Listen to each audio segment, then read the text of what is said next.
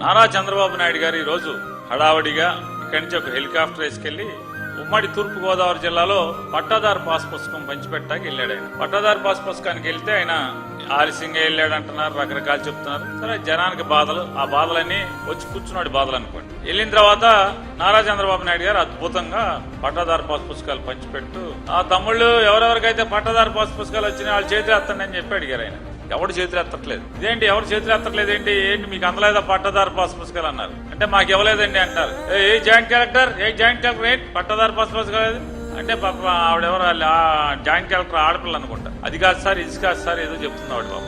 కాదమ్మా, ఈ ఊర్లో ఉండే వాళ్ళందరికీ పట్టాదారు పాస్ పుస్తకాలు ఇచ్చారా లేదా?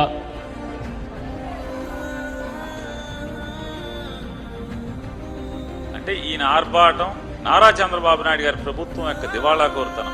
ఆర్భాటం అంటే పబ్లిసిటీ పీకు, యాక్షన్ వీక్. అంటే జరిగేది ఏమి ఉండదు కానీ హడావుడి మాత్రం ఆకాశాన్ని అంటుంది. ఈయన హెలికాప్టర్ వేసుకెళ్లి ఒకడికి పాస్ పుస్తకం ఇవ్వడం కోసం ఇక్కడి నుంచి అక్కడికి వెళ్ళాలి. 2 కోట్లు 3 కోట్లు తగలేయాలి జనం సొమ్ము. అవి ఖర్చు పెట్టేశాక అక్కడ ఎవరికి పాస్ పుస్తకాలు ఇవ్వలేదని చెప్పి వాళ్ళు చెప్తారు ప్రజలు.